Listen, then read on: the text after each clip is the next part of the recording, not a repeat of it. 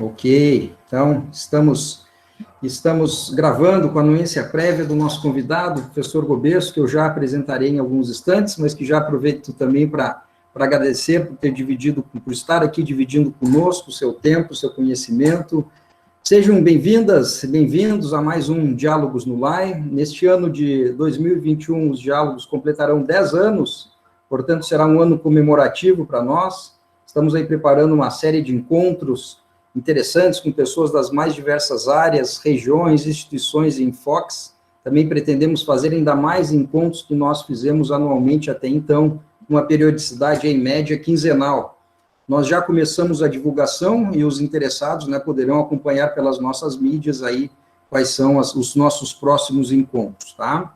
O encontro de hoje é especial também por ser um diálogos de férias, Recentemente nós decidimos por aproveitar as férias escolares para esses momentos que são tão enriquecedores para nós. Então, estamos aqui em um encontro nas férias dos estudantes, e isso reforça ainda mais o nosso agradecimento ao professor Gobesso por ter se predisposto a estar conosco nesta data de hoje, tá? Para quem ainda não sabe, pessoal, os nossos encontros, a maior parte deles ficam gravados, então, podem ser assistidos pelo canal do LAI no YouTube, basta procurar lá por LAI USP, que vocês encontram as outras palestras, tá? O meu nome é Augusto Halbergameiro, para quem não nos conhece, eu sou professor da Faculdade de Medicina Veterinária e Zootecnia da Universidade de São Paulo e também pesquisador do LAI. E as pessoas que estão conosco pela primeira vez, eu gostaria de dizer que o LAI, então, promotor deste evento, o Laboratório de Análise Socioeconômica de Ciência Animal, é vinculado ao Departamento de Nutrição e Produção Animal da Faculdade de Medicina Veterinária e Zootecnia da USP. Nós estamos aqui no campus Fernando Costa, Pirassununga, na nossa querida Cidade Simpatia, como ela é conhecida, tá? Este é um evento de extensão universitária, nosso objetivo é proporcionar a toda e qualquer pessoa interessada um momento agradável de divulgação de conhecimento, de troca de experiências, de vivências e de pontos de vista que nós entendemos que podem contribuir para o nosso desenvolvimento das nossas carreiras e também da nossa sociedade. Este encontro também é promovido pelo nosso grupo de estudo da história da agropecuária e da ecologia, o nosso GEAI. Eu solicitaria brevemente atenção para algumas orientações para o bom funcionamento do nosso trabalho, como de praxe a gente faz, ok? Solicitamos a gentileza de deixarem fechados seus microfones e câmeras durante a exposição, sugerimos abrirem as câmeras aí no momento do nosso diálogo. Solicitamos que usem aqui na sala virtual os seus nomes e sobrenomes, de modo que possamos acompanhar a presença para a emissão de certificados. Receberão certificados as pessoas que se inscreveram previamente no encontro, e os certificados, eles sempre ficam disponíveis no site do LAI. Estes desta palestra ficarão disponíveis a partir do dia 10 de março. O site é www.usp.br/LAI. É bem fácil. Ao longo da exposição, fiquem à vontade para colocarem no chat seus nomes, suas instituições, suas cidades. É sempre bom para que a gente possa se conhecer um pouquinho melhor. Também fiquem à vontade para irem escrevendo suas perguntas no chat durante a apresentação do nosso convidado, as quais serão lidas ao nosso palestrante no momento, então, da interação. Quem quiser se pronunciar oralmente, também basta se inscrever no chat e a gente vai seguir, então, a ordem de inscrição. Apenas solicitamos aí perguntas e comentários, objetivos, para que a gente possa bem aproveitar o nosso tempo, principalmente do nosso convidado. Então, depois dessas palavras, é com uma satisfação muito grande que eu lhes apresento o professor Dr. Alexandre Augusto de Oliveira Gobesso, que irá nos falar sobre um breve histórico e panorama das raças nacionais de equídeos. O professor Gobesso, ele é médico veterinário, graduado pela Universidade Estadual de Londrina, no ano de 1988. Ele é mestre em medicina veterinária e na área de nutrição animal pela Faculdade de Medicina Veterinária e Zootecnia, nossa FMVZ USP, em 1997. É doutor em zootecnia, área de concentração e produção animal pela Faculdade de Ciências Agrárias e Veterinárias, a nossa Unesp, campus de Jaboticabal, em 2001. O professor Alexandre também é professor livre-docente pela nossa FMVZ USP, conquistando o seu título aí no ano de 2009. Atualmente, ele é professor responsável pela disciplina de produção de equinos, no curso de Medicina Veterinária, pelo nosso Departamento de Nutrição e Produção Animal, da FMVZ USP, aqui também no campus de Pirassununga. Ele é professor e orientador credenciado no programa de pós graduação em Nutrição e Produção Animal, da nossa FMVZ USP. Atualmente, inclusive, ele é o nosso coordenador do programa, então ele é o nosso chefe, ok? Ele é pesquisador responsável pelo Laboratório de Pesquisa em Saúde Digestiva e Desempenho de Equinos, o nosso LABEC, aqui do campus, e eu acrescentaria que o professor Gobesso, sem dúvida, está entre os principais pesquisadores em produção de equinos no Brasil na atualidade. Isso é um motivo de satisfação para nós, tá? E para mim em especial, por ser o seu colega de departamento, seu vizinho de sala, inclusive. Com essas palavras, eu passo a palavra a ele, agradecendo sinceramente mais uma vez e manifestando o meu respeito, professor Gobesso, e admiração pela sua pessoa e seu trabalho. Daqui para frente é com você, muito obrigado novamente. Obrigado, professor Gameiro. Um monte de informação, né, curricular, informação de atividades, e nós, na verdade, somos uma pecinha, né, um pequenininho, um espacinho, um encaixezinho, um tijolinho dessa monstruosidade que é a Universidade de São Paulo, e fazemos parte dessa grande força que é essa universidade. É uma honra poder participar nesse ano tão especial de comemoração dos 10 anos dos Diálogos do LAI, um evento que se tornou uma tradição, né? Se tornou tão importante. Eu tive a oportunidade de participar já como moderador, né, de um dos eventos, um dos diálogos, e isso é excitante, né? A diversidade de participantes, de presença internacional, de fora, né? Pessoas do Brasil todo. Então, é uma honra para mim poder estar aqui, poder contribuir um pouco daquilo que nós gostamos, né? Falar da atividade que nós trabalhamos e que estamos há tantos anos lidando com ela é uma delícia, né? Então, eu trago aqui para vocês uma pequena explanação sobre o que é o cavalo no Brasil.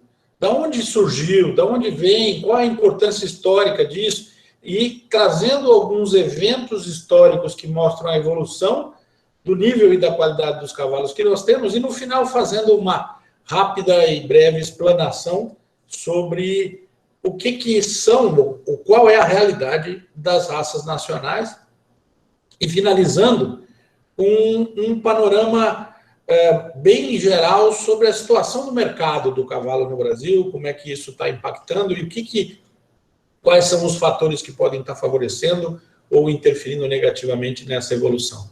É um material bastante ilustrado, com muitas fotos, com muitas imagens, e a primeira vez que eu apresentei esse material, eu fui convidado a fazer uma apresentação e falar sobre a importância econômica do cavalo no Brasil, lá no Congresso da Associação Mundial de Produção Animal, que o professor Gameiro participou em 2020 desse congresso, né, que foi na Dinamarca.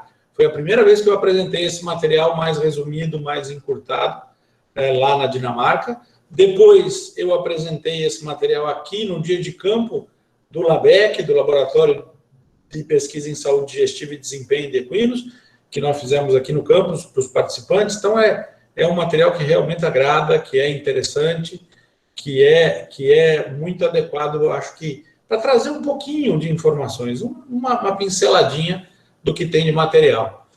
Para começar a minha apresentação, eu preciso que essa tela que está colocada aí seja retirada. Alguém, isso, agora sim eu posso apresentar. Maravilha.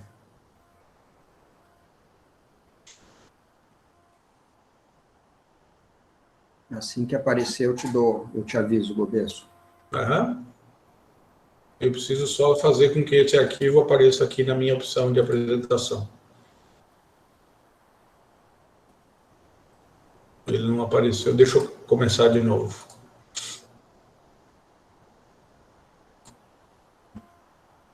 Agora sim.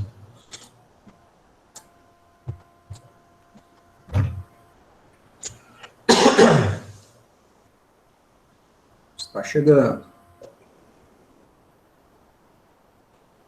Ok. Ok? Posso iniciar, Gameiro? Sim, fica à vontade. Obrigado. Maravilha. Vamos seguir, então.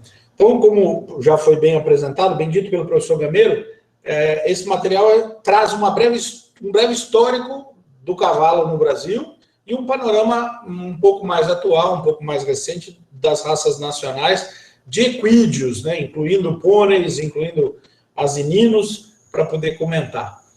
Para começar a conversar sobre cavalos no Brasil, nós precisamos entender que o nosso país é extremamente peculiar. É um país que tem dimensões continentais, com diferenças climáticas muito evidentes entre o norte, o sul, o nordeste e o centro-oeste, e que proporcionam, a partir dessas diferenças climáticas, características nutricionais extremamente diferentes nas diferentes regiões do Brasil. Nutricionais no que se refere à pastagem, no que se refere à mineralização do solo, no que se refere à forma como esses cavalos vão receber os nutrientes dessa pastagem. E isso interfere sobremaneira na criação de cada uma dessas regiões. Porque nós temos raças que foram desenvolvidas na região central do Brasil, raça desenvolvida no sul do Brasil, e isso tem uma interferência nas características fenotípicas dessas raças. Uma parte dessa interferência, obviamente, é por conta da nutrição e da disponibilidade nutricional. Então, é preciso entender que criar cavalos no Brasil, manter cavalos no Brasil, exige um conhecimento muito importante dessa diversidade climática e nutricional que acontece nas diferentes regiões. Qual que é a primeira imagem que nós temos do cavalo no passado do Brasil? A primeira imagem é do antecedente pré-histórico do cavalo. 55 milhões de anos. O Iracotherium, que é um antecedente pré-histórico do cavalo, com 5 dedos, do tamanho de uma raposa, que teve os ossos encontrados aqui no continente americano. Então, a origem dos cavalos do mundo toda é tida como aqui no continente americano. É importante isso para caracterizar que essa é a primeira imagem que nós temos que lembrar dos cavalos no Brasil. Só que esses antecedentes pré-históricos, eles foram extintos e não deram sequência à evolução da espécie, dos equídeos, de um modo geral, aqui no continente americano. E o continente americano, depois da separação dos diferentes continentes, saindo daquela Pangeia antiga e tal, não teve mais cavalos modernos. Não tinha cavalo no continente americano. Todos os cavalos que temos aqui hoje vieram através da colonização.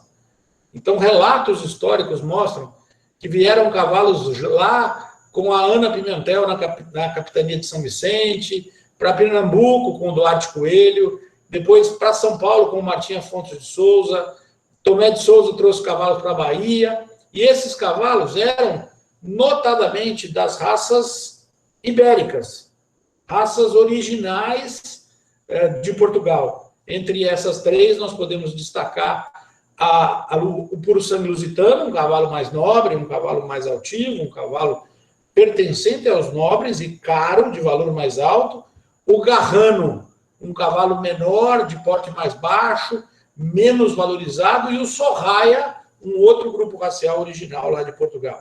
É interessante que quando olhamos esses cavalos sorraia e garranos, nós encontramos muita semelhança dessas raças ancestrais portuguesas com cavalos remanescentes que ficaram lá no Nordeste do Brasil, por exemplo, que são chamados raça nordestina ou catingueiros, são muito parecidos com essa raça original. Um ponto importantíssimo na evolução dos cavalos aqui no Brasil foi quando Dom João VI, fugindo de Portugal, da invasão de Napoleão, vindo da França para Portugal, invadindo o país, ele decidiu mudar para o Brasil e trouxe para o Brasil toda a mordomia, ou todas as regalias da corte, entre essas regalias os cavalos da codelaria do Alter Real, a codelaria real portuguesa. E esses cavalos, já de muito melhor qualidade do que aqueles que vieram com as caravelas na colonização, trouxeram uma melhoria genética destacada e que está presente muito evidentemente nas raças, em várias raças brasileiras. Várias delas têm marcado essa influência dos cavalos da codelaria do Alter Real. Então, as imagens mais antigas, ilustrações mais antigas, mostram como que esses cavalos chegavam nas caravelas, como é que eram desembarcados em locais onde não tinha porto, eles eram lançados ao mar assim dessa forma, e tiveram um papel importantíssimo no início da colonização aqui no país, participando praticamente de todas as atividades de transporte, de manejo e tudo mais.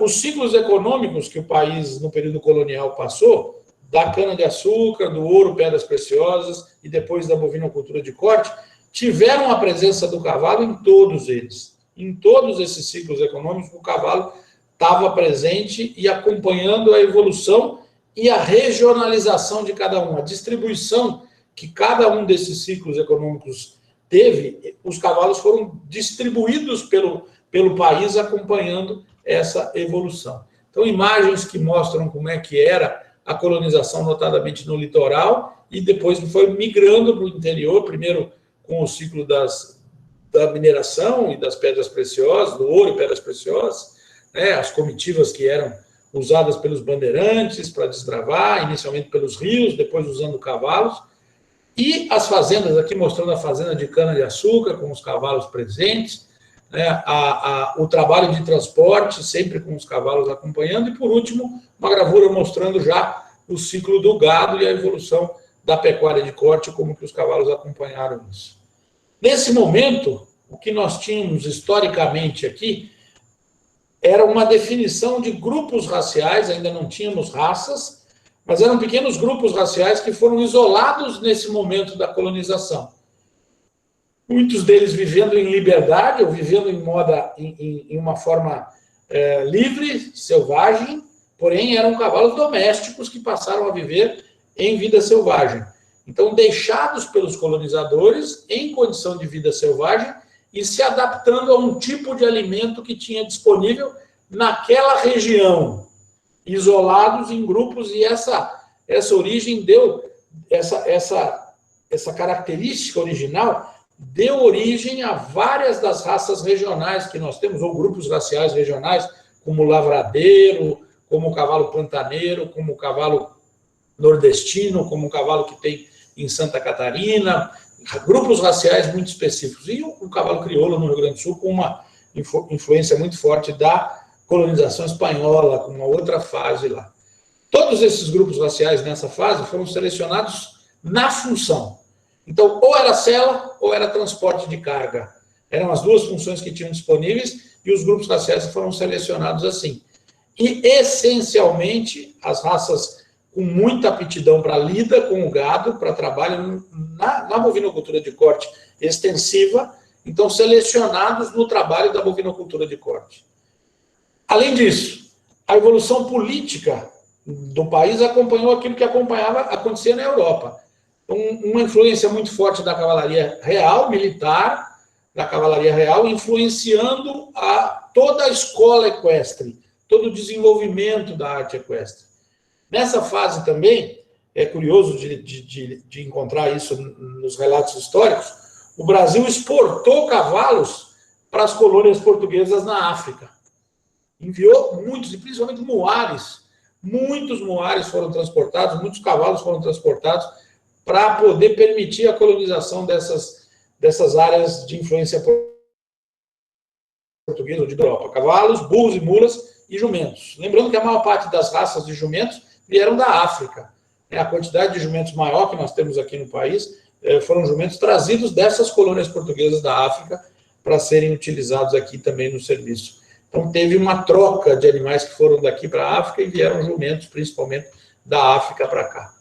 Alguns relatos históricos, um texto um pouquinho mais detalhado, mostra que após a Guerra da Tríplice Aliança, Dom Pedro II trouxe de Portugal esse capitão Luís de Jacome, que tinha a missão de estabelecer as bases para a criação das esquadrias do Exército e difundir a doutrina equestre de Blücher, predominante na Europa naquela época. Sua ação fez-se sentir principalmente no Rio de Janeiro, São Paulo e Minas Gerais, estimulando a arte da equitação nos quartéis, inicialmente, principalmente, e depois nos clubes civis. Após a República, a proclamação, aí Marechal Hermes da Fonseca, presidente, realizou cursos militares na Alemanha e enviou à Escola de Cavalaria de Hannover oficiais daqui do Brasil do Exército para aprender equitação clássica, para aprender como trabalhar com isso. Olha o embarque dos muares para a África em navios em outras situações. tá? Então, mostrando aqui os moares e asininos nesse período. O primeiro registro de uma competição de hipismo no Brasil data de 1641, graças a um holandês. A literatura cita, os livros históricos, os relatos citam que a prova inicial foi realizada no território brasileiro, organizada por Maurício de Nassau, em Recife, com a presença de cavaleiros holandeses, franceses e brasileiros. Isso está na história lá da Confederação Brasileira de Hipismo, como sendo a primeira prova hípica realizada no Brasil. Aí vem dados mais recentes. O Jockey Clube Brasileiro, fundado em 1868, por um grupo de cidadãos no Rio de Janeiro interessados em corridas de cavalos. Entre eles, o Conde de Hesberg, Major Sucol, Costa Ferraz, Henrique Pôssolo, são os nomes citados. Em 1885, surgiu esse Derby Clube, que era um local de apostas e de corridas, né, na sua presidência, o Dr. Paulo de Frontin.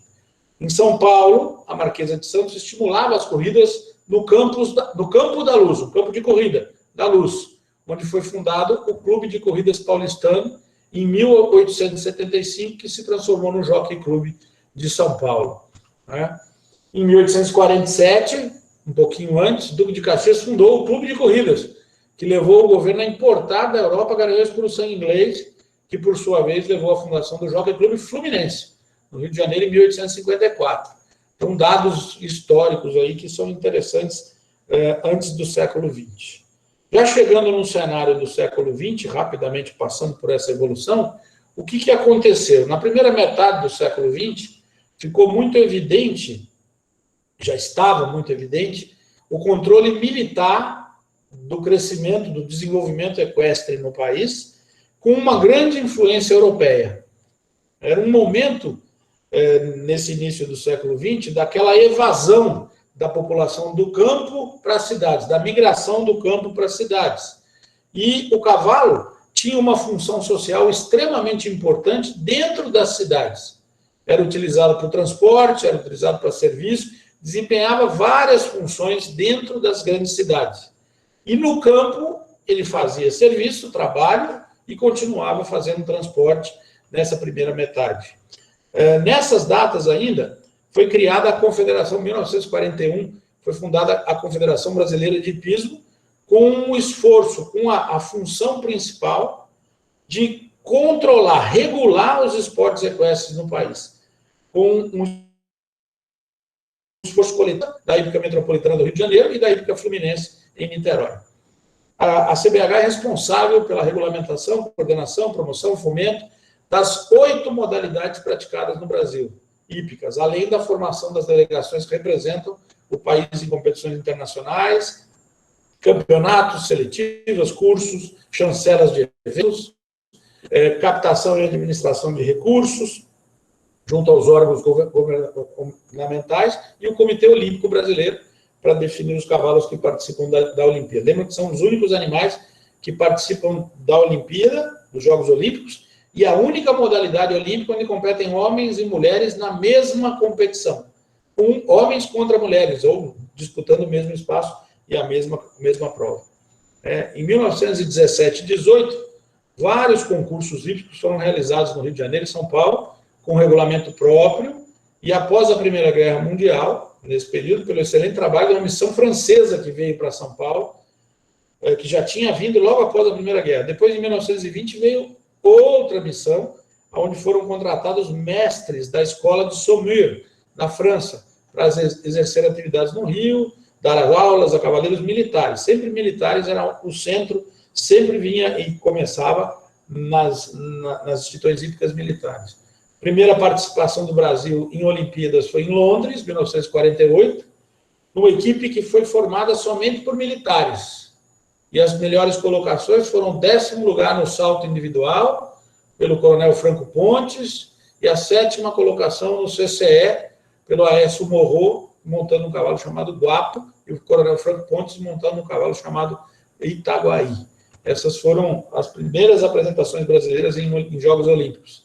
Depois, em 51, Álvaro Dias de Toledo, o primeiro civil a participar de uma equipe brasileira, e obteve grandes resultados nos Estados Unidos e no Canadá, seguido pelos militares, o coronel Renildo Ferreira e pelo Eloy Menezes.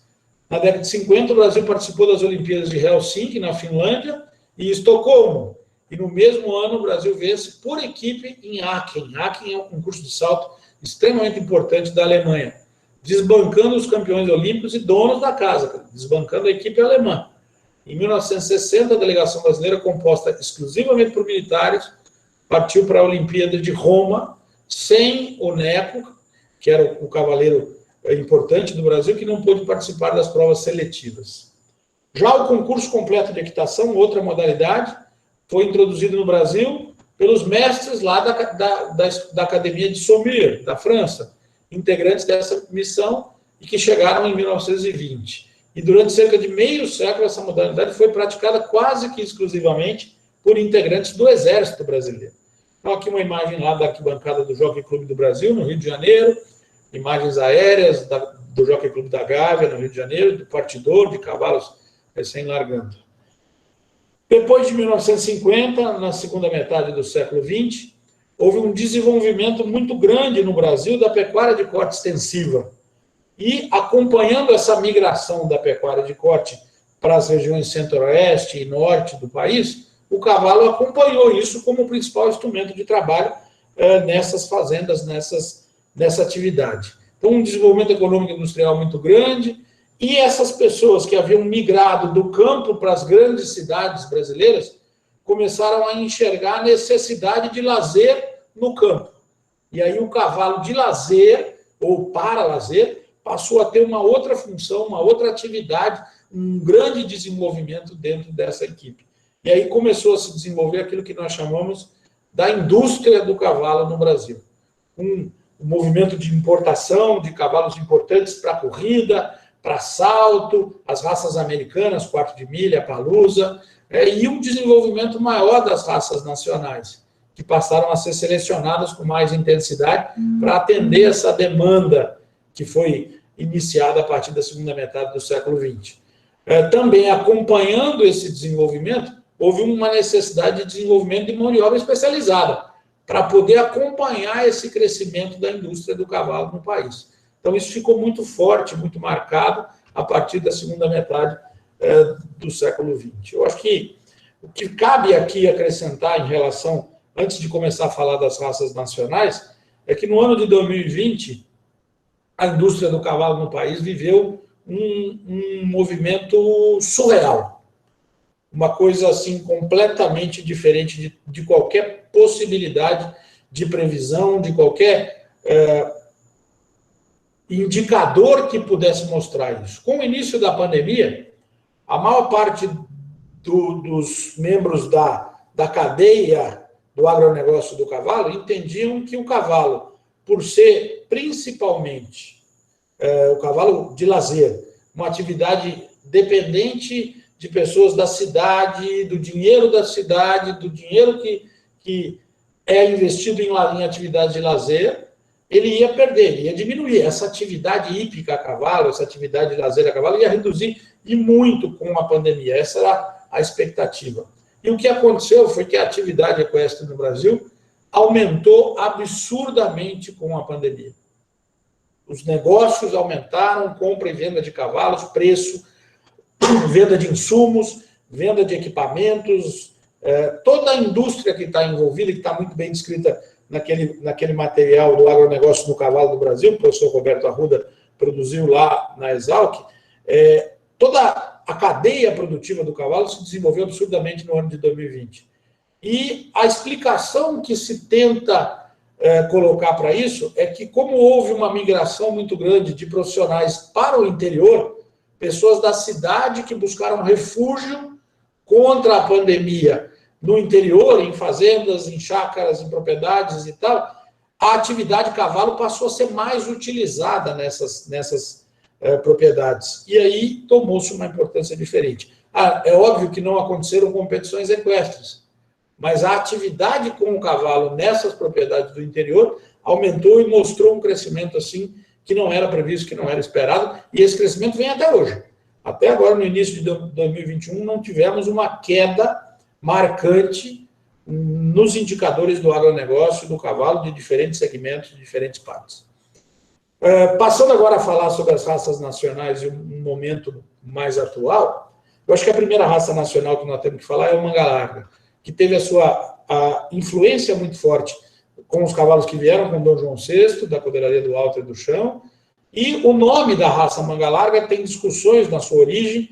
Alguns dizem que é porque ele foi criado, começou a ser criado pela família Junqueira numa chamada Fazenda Manga Larga, ou porque era um cavalo que parecia que andava com mangas largas. Existem as duas definições, e que foi trazido para a região norte de São Paulo, do estado de São Paulo, principalmente a cidade de Orlândia, e ali a família Junqueira se instalou em propriedades rurais ali, e eles tinham o hábito de lazer de praticar caçada de veados. E para a caçada de veados, escolhiam um tipo de cavalo que tinha um andamento confortável, para poder retornar depois das caçadas, e que tivesse coragem e velocidade e agilidade para, na hora que tivesse que correr atrás para encontrar, correr atrás dos cachorros que estavam cercando um veado, que pudessem acompanhar isso com muita coragem. Então, esse cavalo foi moldado nessas características iniciais.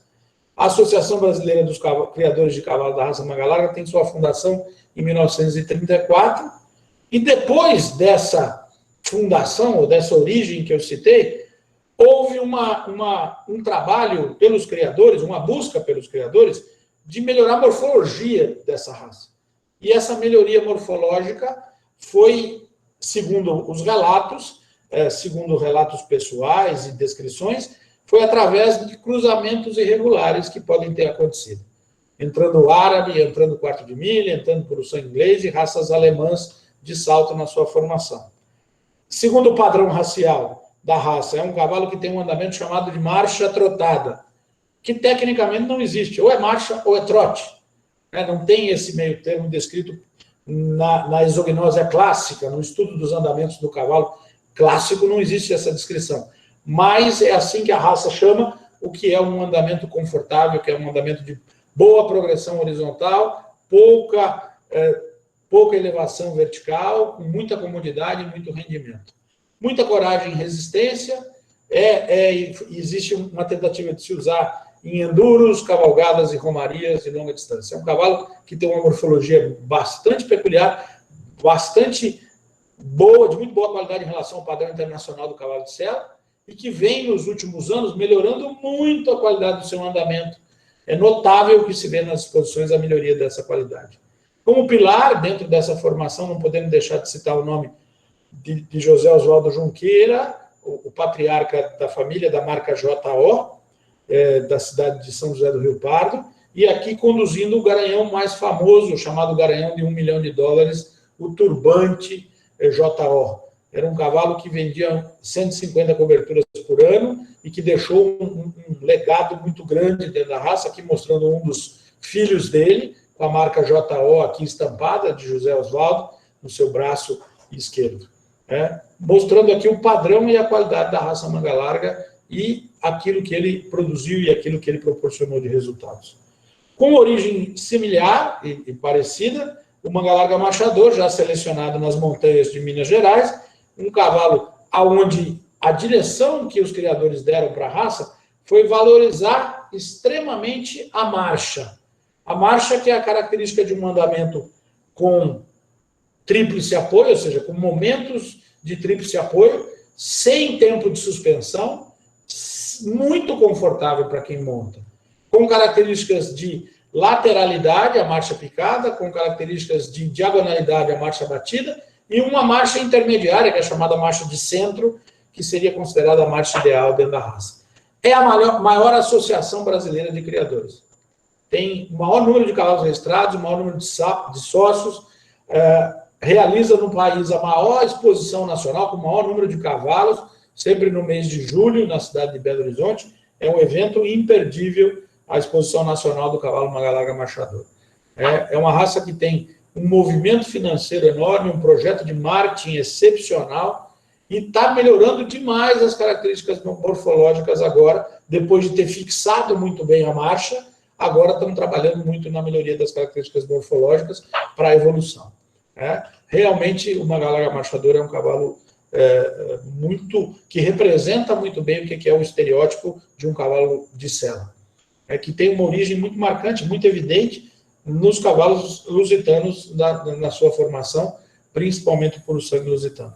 A prova principal que o manga larga marchador faz é a prova de marcha, que é uma prova de resistência, com no mínimo 1 hora de duração, onde os cavalos têm que mostrar ali a resistência física, a qualidade da marcha, o padrão, a regularidade da marcha, e serem montados por todos os juízes, então mostrar também o quanto que eles são, que permitem que todos montem, que qualquer pessoa monte para poder se apresentar. É realmente interessante acompanhar a evolução e a força que o manga larga marchador tem no país hoje. Falar do Campolina, uma outra raça nacional, também um cavalo marchador, que tem uma forte influência do puro sangue lusitano, e segundo relatos históricos, uma mescla de cavalos holandeses que entraram em algum momento ali na sua formação. A influência do lusitano levou a uma morfologia com um perfil da cabeça com chanfro convexo e com aptidão de sela. Porém, a aptidão de sela, mas um cavalo marchador com mais de 1,60 m de altura de cernelho.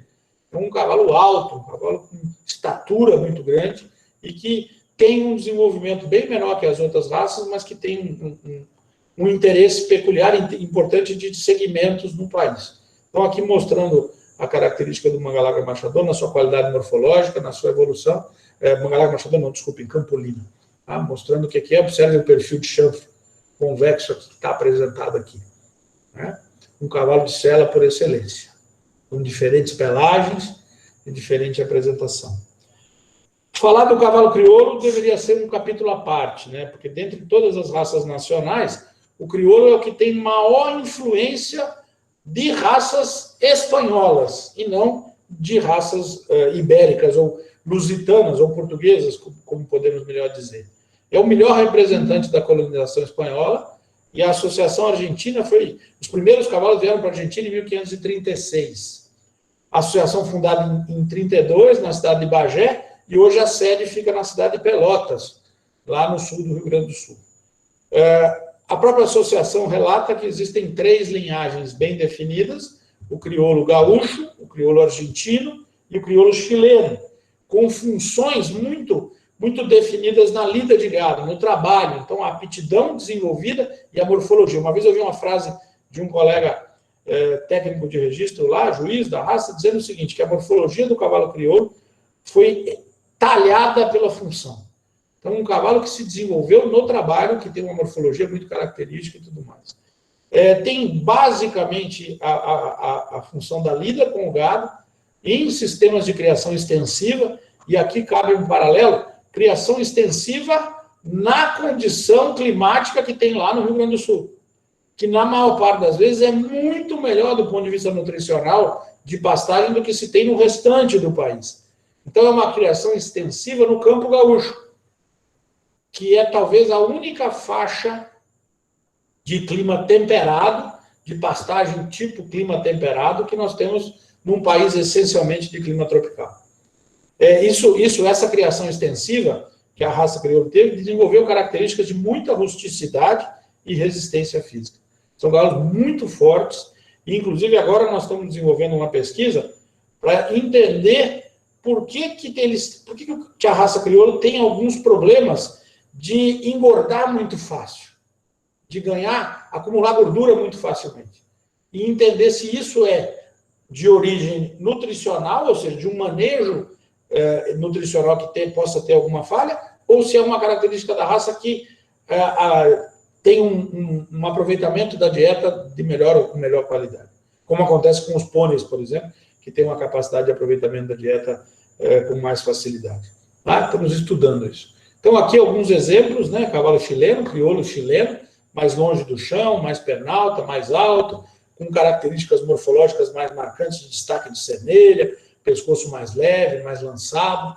Né? Aqui já um modelo gaúcho mais característico, mais comprido, de dorso lombo, com pescoço rodado no bordo superior, mais profundidade torácica, mais arqueamento de costelas. E talvez o grupo racial dos cavalos crioulos desenvolveu competições esportivas que refletem aquilo que os cavalos fazem no dia a dia da lida de gado. E aí o campeonato chamado de Freio de Ouro, ele tem várias provas, são 7 provas diferentes no sentido de mostrar a habilidade do cavalo com muita semelhança com aquilo que ele faz nas provas ou na lida com o gado no dia a dia. Outra competição importante que é realizada pelo crioulo é a marcha. É uma prova de 700 quilômetros, desenvolvida em 30 dias, uma marcha de resistência, que é muito característica do sul do Rio Grande do Sul, no Uruguai, na Argentina. E existem cavalos, linhagens de cavalo crioulo especialmente selecionadas para essas competições. Aqui eu mostrei uma imagem do laço comprido, né, que é outra modalidade também bem peculiar e bem característica da raça crioulo, e é onde nós temos muitas provas dessa competição no Mato Grosso do Sul, no Paraná, sempre com colônias de gaúchos, que foram colonizar essas regiões e trabalhar nessas regiões e levaram com eles as tradições e a característica das provas de laço comprido. Uma outra raça nacional, e que é um pouco difícil de caracterizar como raça, porque o principal objetivo é a função. Então, é um grupo selecionado para desempenho em competições de adestramento, concurso completo e salto, que permite o acasalamento de uma enormidade de raças mundiais, visando produzir cavalos que tenham melhor desempenho. Isso é o brasileiro de hipismo. Aceita todas essas raças que estão descritas aqui, a inglesa, a argentina, alemãs, belgas, russas, portuguesas, francesas, como formadoras. Então, nós podemos, por exemplo, acasalar uma égua Westphalen com um garanhão Holsteiner e produzir um produto brasileiro de hipismo registrado na raça brasileira de hipismo, desde que a égua e o garanhão estejam cadastrados na Associação Brasileira de Criadores do Cavalo de Hipismo. É uma objetividade de função. Esse é o principal objetivo, acasalamento visando função. É a única raça das que nós temos aqui no Brasil, as raças nacionais, não as que nós temos, as desenvolvidas aqui no país, que exige aprovação de garanhões. Por quê? Isso vem da influência lá da Alemanha. Porque reprodutores é um número pequenininho que tem condição de ser reprodutores. A grande maioria são cavalos criados para a competição. Por isso exige uma aprovação de garanhões, um evento público, com nada parecido com aquilo que se faz na Alemanha. Na Alemanha existe uma chamada prova dos 100 dias para poder aprovar garanhões, e aqui no Brasil se faz um evento público com 3 dias de duração, onde se avalia qualidade genética, qualidade morfológica, qualidade dinâmica de andamentos, salto em liberdade, para poder aprovar os que vão ser oficializados como reprodutores ou não nesse modelo. Então, uma das provas é a prova de salto em liberdade, né, que o cavalo aqui tem condição de mostrar suas características de força, de flexibilidade, de coluna, de movimentos de anterior e de posterior, e o quanto esse cavalo gosta de saltar, o quanto ele tem na sua genética a seleção para ter aptidão para isso.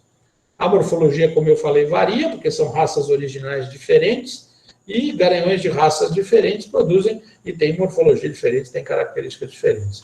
O objetivo principal, como eu falei, é o desempenho esportivo. Por isso, não se busca tanto padronização morfológica para se atingir esses resultados. Tá? Aqui mostrando o cavalo recordista mundial de salto em altura, que foi estabelecido no Chile, já na segunda metade do século XIX. Esse cavalo saltou 2,48 de altura, esse obstáculo aqui, então foi estabelecido ali. Saindo agora das raças de cavalos grandes, passando para as raças de pônei, no Brasil nós temos 2 raças de pônei estabelecidas. A primeira delas é a raça brasileira. Ela tem sua origem em duas raças, a raça Shetland inglesa e a raça Falabella da Argentina.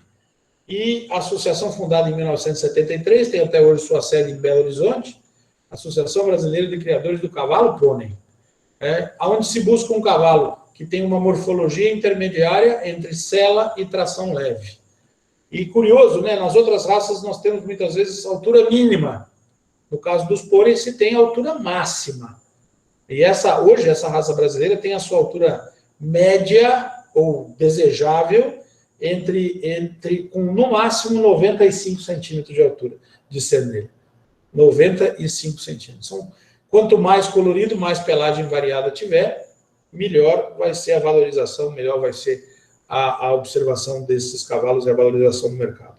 A segunda raça nacional de pôneis é a raça Mini Horse, que teve a sua associação fundada na cidade de Avaré, a sede até hoje na cidade de Avaré, aqui no interior de São Paulo, em 2002, que veio de um grupo de criadores que se separou, uma dissidência da Associação Brasileira, da raça brasileira, que começou já definindo alturas menores, cavalos mais leves, com um modelo de conformação tipo sela, e estimulando muito a utilização desses pequenos animais como animais de estimação.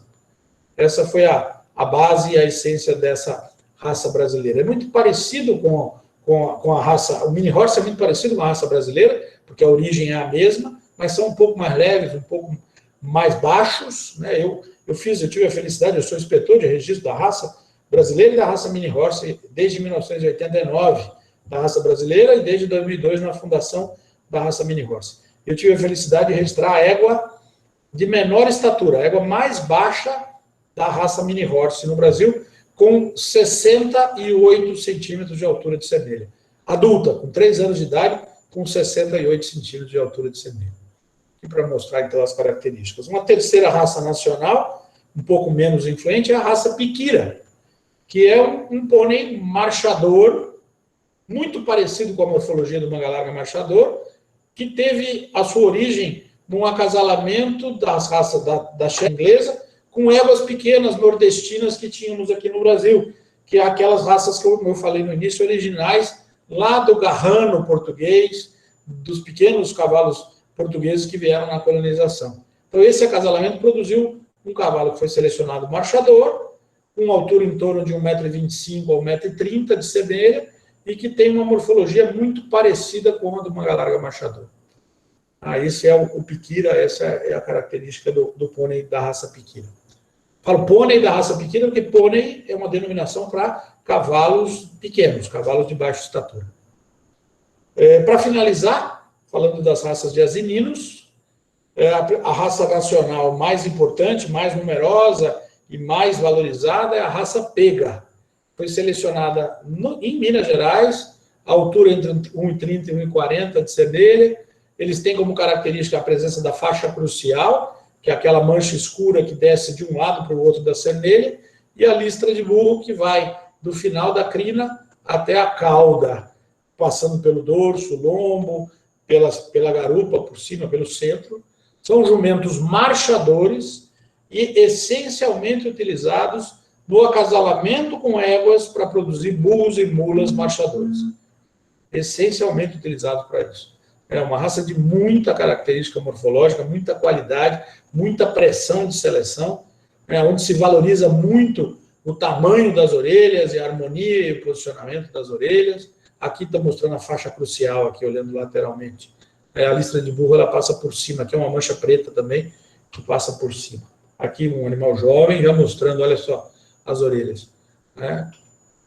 A outra raça que temos no Brasil, de asininos, nacional, é a raça chamada asinino brasileiro, que teve o seu controle, a sua seleção, trabalhada muito fortemente no posto de equidicultura de Colina, aqui no interior de São Paulo, principalmente na segunda metade do século XIX. É um jumento um pouco mais alto, um pouco mais leve do que a raça Pega, com conformação mais leve, mais refinada, e também marchador, também principalmente utilizado para a produção de moares, para a produção de burros e mulas. Obviamente, nós não podemos deixar de falar de muares, o acasalamento entre jumentos e éguas, e quando se faz o cruzamento inverso, garanhões cobrindo jumentas, o nome utilizado é bardoto, para a definição desses produtos do cruzamento inverso. Muitas vezes fala, qual a diferença do bardoto para o burro e para a mula?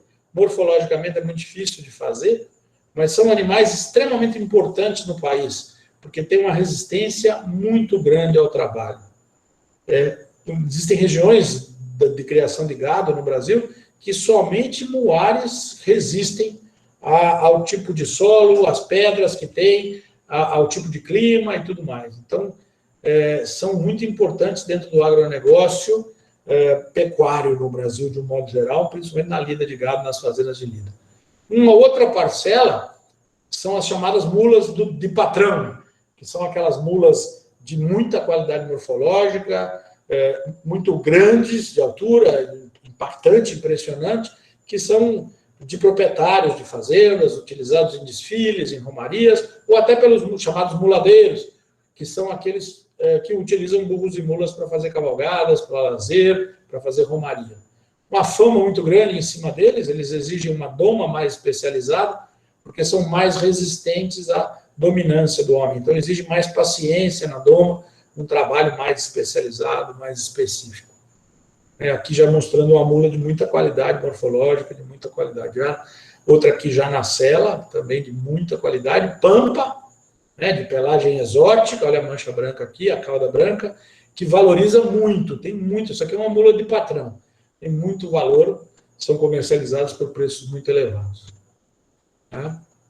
Aqui mostrando Cláudia Lechonsky, nossa grande amiga veterinária, montando a mula em competições equestres. Então, é importante entender que é um animal que se presta para várias atividades e várias coisas. Tem relatos lá na colonização americana, do oeste americano, mostrando a presença fundamental dos muares lá. E aqui um grupo de mulateiros, dos amantes dos muares, fazendo as suas cavalgadas, as suas romarias e tudo mais. Existem outras raças aqui no país com menos importância econômica, mas que têm uma definição preliminar ou histórica e uma importância econômica regional. Quais seriam elas? A raça Pampa, que é uma raça de pelagem, o pantaneiro, que está presente lá na região do Pantanal, o cavalo nordestino, ainda com alguns remanescentes lá do Nordeste, o cavalo lavradeiro, lá no Amapá, e o marajoara na ilha de Marajó. Então, são remanescentes daquela seleção que eu falei no início, onde as características regionais pegaram cavalos que vieram e foram deixados ali pelos colonizadores e desenvolveram características específicas que a região permitiu que desenvolvesse. Como é que é o animal de lazer, né? Como é que é o equídeo de lazer, de um modo geral? Equídeo porque falo em moares também.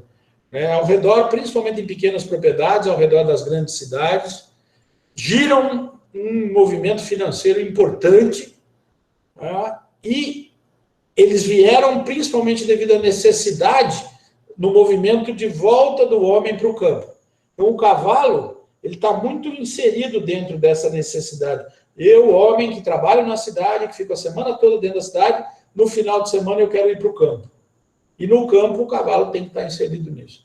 E, obviamente, são esses cavalos de lazer que sustentam as principais modalidades equestres praticadas no interior das diferentes regiões do Brasil. Lembra, são competições equestres amadoras, ou seja, praticadas por proprietários de cavalos, que são amadores. Profissionais, óbvio que os profissionais estão inseridos ali, mas a grande maioria dessas competições, de diferentes modalidades, são competições amadoras. E também existe algum movimento no país utilizando o cavalo para o turismo rural em diferentes regiões, com a sua característica econômica, com a sua peculiaridade econômica. Eu acho que eu não podia deixar de dizer aqui qual seria, ou qual foi a evolução técnica e científica que aconteceu. Obviamente que nós tivemos, nesses últimos 70, 80 anos, um melhoramento genético notável das raças nacionais. Tecnologia investida. Muito, muito, muito em biotecnologia da reprodução. O país hoje é líder, exporta a biotecnologia da reprodução para o mundo todo. Isso é importantíssimo, porque isso alavancou muito o desenvolvimento genético das raças nacionais. Óbvio que estamos engatinhando ainda, mas temos que aprender a criar, desenvolver um manejo alimentar e formular dietas específicas para o clima tropical, específicas para as necessidades que nós temos aqui e específicas para complementar, no caso das rações e do sal mineral, aquilo que falta de nutrientes nas pastagens tropicais. Então, é importante esse desenvolvimento de uma criação nacional de cavalos, de como se monta um modelo para a criação nacional do cavalo. Nesse sentido da criação nacional, é preciso melhorar as instalações e encontrar instalações peculiares que atendam à necessidade aqui no país, sobremaneira melhorando a condição de bem-estar acima de tudo. e, consequentemente, criando cavalos melhores, nós poderemos ter desempenho esportivo melhor, inclusive nas representações internacionais, levando cavalos brasileiros a competir em modalidades olímpicas e modalidades internacionais, melhorando essas condições. As adaptações climáticas já estão feitas, o cavalo se adapta muito bem a várias condições, e as condições que nós temos no país diferentes. O que é preciso fazer para transformar esse movimento, para melhorar ainda mais esse movimento? Como eu falei, nós precisamos aprender a avaliar o comportamento nutricional das pastagens tropicais. Nós temos pelo menos 4 momentos nutricionais diferentes, aqui no Brasil Central, no Nordeste, no Centro-Oeste, no Norte e no Sul do país. E a partir desses momentos nutricionais, ou desse comportamento nutricional da pastagem, propor um modelo nutricional melhor. Precisamos aprender a avaliar a digestibilidade de nutrientes em condição tropical. Não podemos pegar as informações que vêm em livros europeus, em livros com pesquisa desenvolvida em clima temperado, em países de clima temperado, e achar que o resultado vai ser o mesmo aqui. E, obviamente, entender que nosso clima, nosso solo é pobre em minerais, nós precisamos de uma suplementação mineral mais intensa, precisamos atender a demanda mineral que os cavalos têm, mesmo aqui na condição tropical. E avaliar o comportamento alimentar.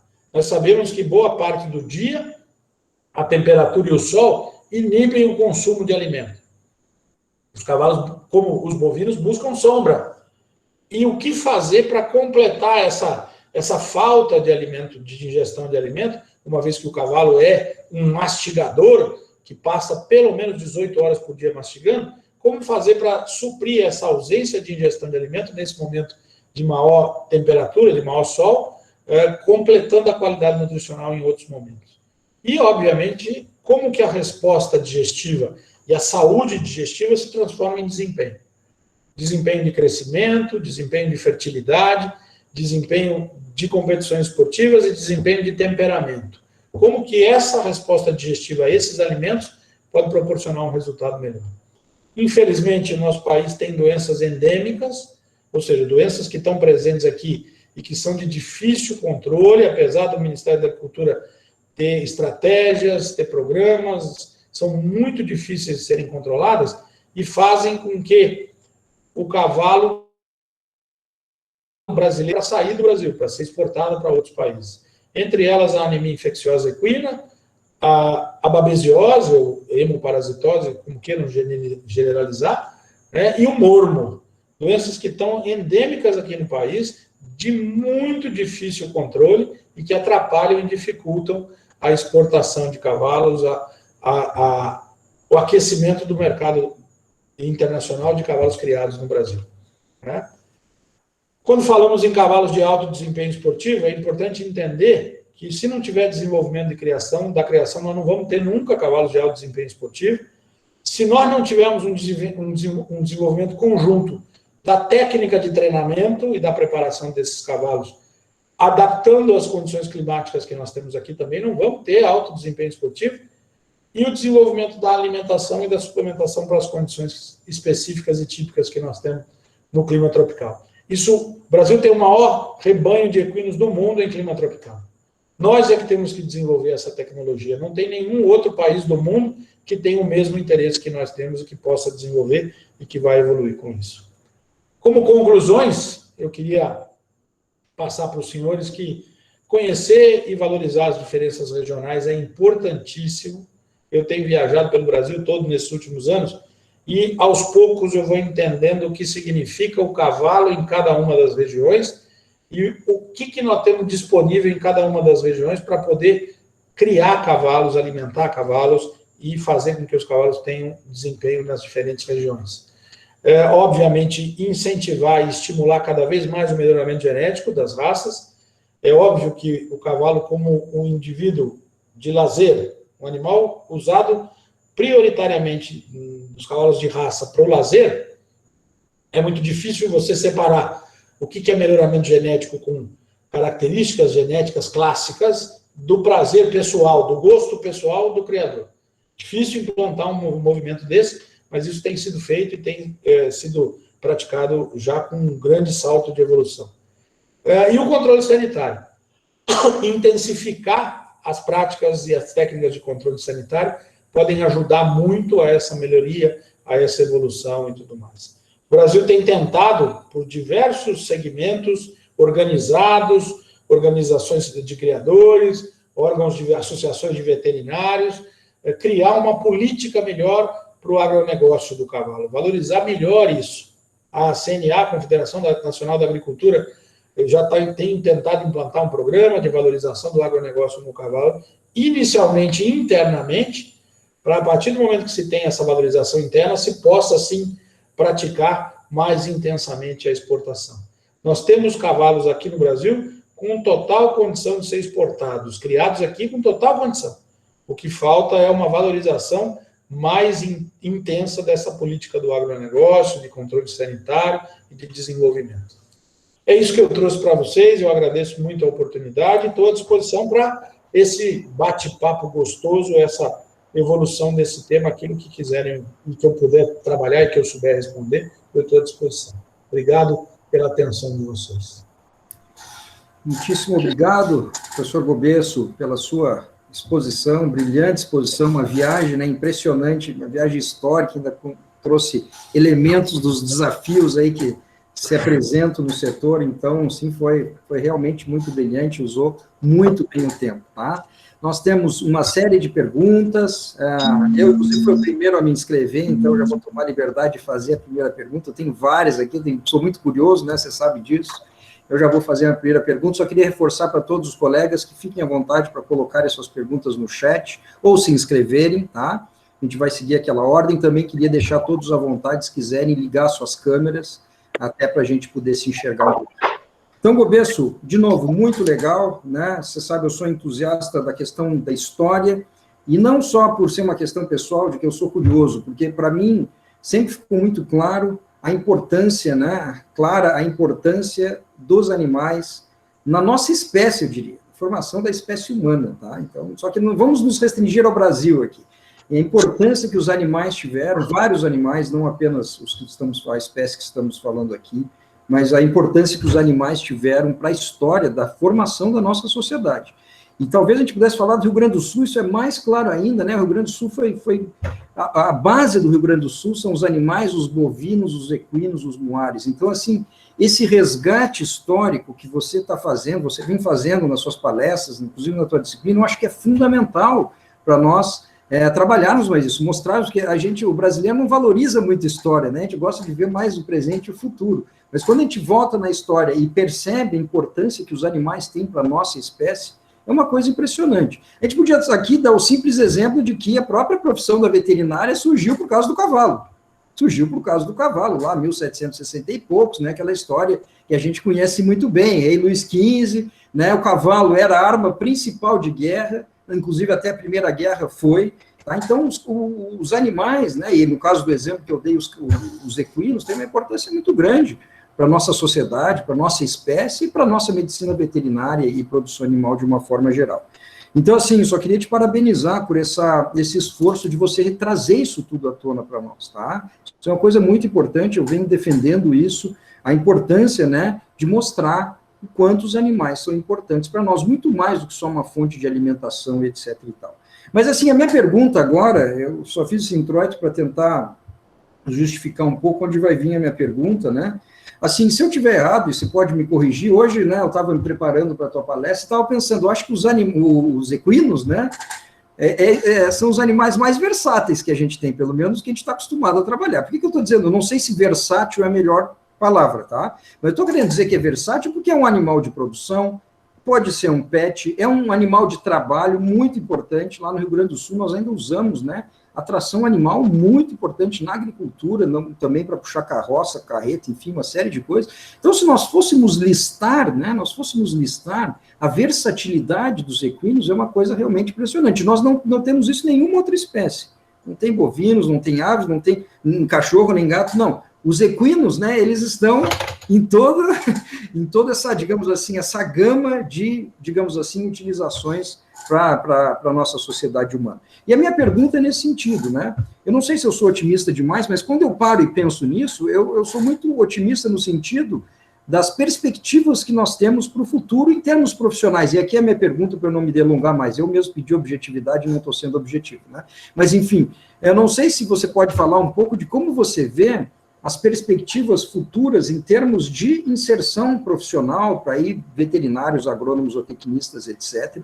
Como você vê isso daí, principalmente diante dessa versatilidade da espécie e da importância histórica que os equinos têm. Tá? Outra coisa, eu já conversei com você sobre isso, quando eu passei lá pela França, né, eu fiquei impressionado como a sociedade francesa ainda hoje valoriza os equinos, coisa que nós não valorizamos tanto assim na média geral. Eles adoram cavalos, adoram, tá? Inclusive pessoa da cidade, isso é uma coisa que eu acho importante também, o equino não tem barreira do rural urbano, como você bem falou, tudo bem que nós estamos nos urbanizando, mas eles estão juntos, então não sei se a minha visão é um pouco otimista demais, mas eu queria te ouvir em relação às perspectivas profissionais, tá? Para esse mercado, essa gama de mercado, e talvez o que você pudesse deixar de mensagem para os nossos jovens que estão assistindo, né? Tem muitas pessoas que são de fora da USP, então que não conhecem o teu discurso, tá? Então eu queria saber se você pode nos trazer uma informação de como que você vê as perspectivas profissionais em termos de equídeos, se quiser generalizar um pouquinho. Muito bem, professor. Muito obrigado pela colocação. Eu acho que a tentativa é muito interessante, né? E nós amantes do cavalo, acima de tudo, né? Eu me considero uma pessoa do cavalo. Eu não trabalho com cavalos, eu sou um profissional do cavalo. Né? Isso é muito, muito gratificante poder trabalhar com essas informações. Eu tenho comentado com os meus orientados, meus estagiários e tudo mais, que fiquem muito atentos àquilo que o mercado do cavalo está nos mostrando. Existe realmente, o Brasil não é nada comparado ao movimento equestre que se tem na Europa. O que acontece de movimento equestre de lazer aqui no país não é nada comparado ao que se tem na França, na Bélgica, na Alemanha, na Holanda, que é aquilo que você falou. Tem cavalos no fundo de todas as casas. As pessoas têm cavalo no quintal de casa, dentro das cidades, para poder praticar atividades de lazer. Nos Estados Unidos, algumas regiões também têm isso, também é bem característico. Eu vi em New Jersey, isso em vários lugares nos Estados Unidos. Mas essa característica de lazer, onde os próprios familiares ou proprietários dos cavalos cuidam dos cavalos. Não tem o papel do tratador. São as próprias famílias que cuidam, que viajam, que dirigem caminhão, que levam para as competições, que fazem todas as atividades. E existem lá na Europa, uma coisa que aqui no Brasil ainda nós temos pequenas iniciativas, grandes escolas de formação de profissionais do cavalo. Samir, a Academia de Samir é um exemplo disso, que não forma só instrutores de equitação, forma tratadores, ferradores, equitadores, domadores e tal, toda a cadeia de profissionais envolvidos. Então, aqui no Brasil, talvez nós tenhamos uma iniciativa nesse sentido, que foi a Universidade do Cavalo, que tentou trazer esse modelo europeu para cá na formação profissional e vem trabalhando com isso até hoje, vem desenvolvendo isso até hoje. Mas eu tenho falado para os meus orientados, de maneira bastante objetiva, que observem o quanto o mercado do cavalo está mudando. Cada vez mais, no caso da veterinária, está se buscando especialistas, como a medicina. Especialista em ortopedia, especialista em odontologia, especialista em... E no cavalo isso está muito forte. Eu conheço propriedades, aras, Augusto, que tem 5, 7 veterinários atendendo a propriedade. Cada um na sua especialidade. Tá? Isso não tira o papel daquele veterinário residente, que é o que cuida da bucha do dia a dia, que está ali, na maioria das vezes, recém-formado, e que está cuidando do que está acontecendo no dia a dia na propriedade. Mas cada problema um pouquinho mais complexo, ele chama os especialistas. E a crítica que eu faço em relação a isso é que não adianta ser especialista de uma doença ou de um segmento se não for especialista em cavalo. Antes de se desenvolver a especialidade, é preciso desenvolver o conhecimento do cavalo, o conhecimento básico do cavalo. E é isso que nós trabalhamos aqui na universidade, isso que nós fazemos aqui intensamente. É preciso conhecer cavalo antes de se pensar em ser um cirurgião, um clínico, um ortopedista, um profissional de odontologia, seja lá o que for. Nesse sentido, Se os profissionais veterinários, zootecnistas que estão no mercado, agrônomos, não entenderem essa especialidade e não começarem a desenvolver essa tecnologia, eu tenho recebido aqui, por exemplo, alguma parcela de profissionais veterinários que já estão no campo e que voltam e me falam assim, professor, eu preciso conhecer nutrição, porque o campo está me cobrando esse conhecimento. Meus clientes da reprodução estão me cobrando, meus clientes da clínica estão me cobrando, eu preciso conhecer nutrição. Então, voltam para fazer uma pós-graduação ou fazer uma especialização, buscando um conhecimento que durante a escola, durante o desenvolvimento, como o objetivo era lá a reprodução, a clínica e tal, não passaram, não fizeram, ou não deram importância. Tá? Então, isso está muito claro, está muito evidente. Eu acredito muito, Gamero, que o agronegócio do cavalo está crescendo. Está crescendo no país de maneira notável, marcante. Tá? Eu tenho contato com uma fábrica de ração no Nordeste, por exemplo, que cresce 15% ao ano. A fábrica cresceu 15% nos últimos 5 anos ao ano. E o foco principal da fábrica, mais de 60% do que a fábrica vende é ração de cavalo. Então a coisa está se desenvolvendo, está crescendo, mas a busca por esse resultado, e principalmente essa busca pelo conhecimento da criação nacional, né? Qual é a realidade nacional da criação de cavalo? Não adianta achar que eu vou lá para os Estados Unidos, eu vou fazer um estágio lá e vou voltar para cá trabalhando com cavalo. Tem vida curta. Tem vida curta aqui.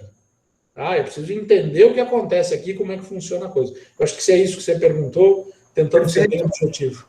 Perfeito, meu caro. Obrigado. Eu sei que é realmente um assunto longo aí, né? Nós vamos deixar espaço para as outras perguntas, mas é isso mesmo. Eu agradeço a tua resposta. A gente vai fazer um bate-bola. Geralmente as meninas me ajudam, a Vanessa, a Laia. Então, Vanessa, se quiser fazer a próxima aí. Professor, boa noite. Tudo bem, Vanessa? Tudo jóia? Inclusive, a pergunta é minha. Você acredita que... Autoral. Você acredita que com a popularização das associações de criadores, como, por exemplo, a do Manga Larga Machador, faz com que o cavalo perca seu status histórico de animal para a elite? Não. Eu acho que nós nunca vamos conseguir popularizar o cavalo, não. O cavalo ele já é popular na sua característica. Como o Gamero falou, lá no Rio Grande do Sul é mais popular do que qualquer outro estado do país. No Nordeste tem uma característica popular diferente do que se tem aqui em São Paulo. Se nós olharmos o Manga Larga Machador e as ações que a Associação do Manga Larga Machador está fazendo, elas não estão visando popularizar o cavalo. Estão visando trazer mais gente da iniciativa privada, profissionais liberais, para dentro do cavalo. Gente da cidade para dentro do cavalo e valorizar o preço. E aumentar o preço, aumentar a venda, aumentar o comércio. Isso não é popularizar. Popularizar cavalo é muito difícil, porque o cavalo custa caro para se manter, custa dinheiro. Então, a família... Eu não acredito em popularização de esportes equestres, de um modo geral e tudo mais, porque é uma coisa que exige um investimento financeiro pesado. Mas, ao mesmo tempo, eu acredito muito no trabalho das tradições equestres que todas as regiões do país têm. Quem já participou de uma festa farroupilha lá no Rio Grande do Sul sabe o que significa isso, o que é tradição equestre. Então, essa valorização dessas tradições pode ser um movimento de popularização ou de manutenção desse apelo popular que já existe. Mas associações de criadores popularizarem, eu acho que não. Eu acho que não é um caminho que vai dar certo, não. Tá?